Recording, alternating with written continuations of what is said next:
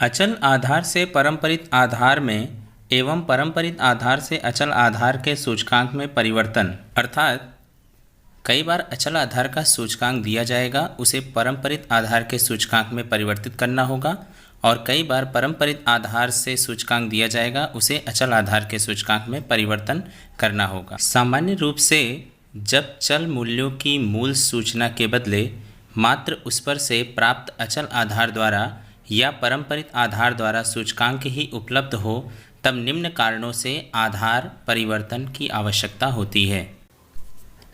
कई बार ऐसा होता है कि जो भी चल मूल्य सवाल में दिए गए होते हैं उनकी मूल सूचना हमारे पास नहीं होती है, परंतु उसके बदले अचल आधार विधि द्वारा ज्ञात किया गया सूचकांक अथवा तो पारंपरिक आधार विधि द्वारा ज्ञात किया गया सूचकांक हमारे पास उपलब्ध होता है। तो कुछ कारण ऐसे भी हैं जिनकी वजह से हमें आधार परिवर्तन करना पड़ता है। आधार परिवर्तन का मतलब यह हुआ कि अचल आधार विधि को पारंपरिक में चेंज करना और पारंपरिक आधार विधि को अचल आधार में चेंज करना।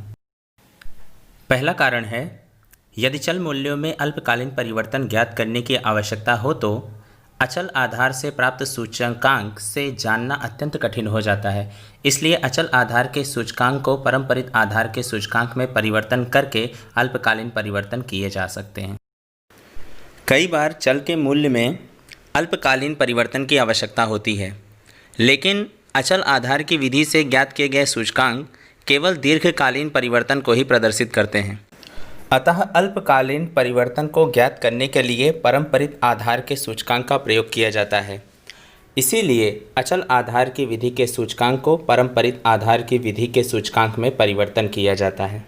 दूसरा कारण है, कई बार चल के मूल्यों की श्रेणी में किसी भी एक समय के चल मूल्यों की तुलना किसी अन्य समय के चल मूल्यों के साथ करनी हो और यदि परम्परित सूचकांक ही उपलब्ध हो तो वह संभव नहीं होता है। ऐसी परिस्थिति में परम्परित सूचकांक को अचल आधार के सूचकांक में परिवर्तन करके प्राप्त अचल आधार के सूचकांक से उपर्युक्त तुलना संभव बनती है। कई बार किसी एक या एक से अधिक वर्षों के चल मूल्यों की तुलना किसी निश्चित वर्ष के चल मूल्य के साथ में की जाती है। तो निश्चित वर्ष अर्थात आधार वर्ष, और आधार वर्ष अगर हमें कभी भी ज्ञात करना होता है तो अचल आधार के सूचकांक की ही आवश्यकता पड़ती है।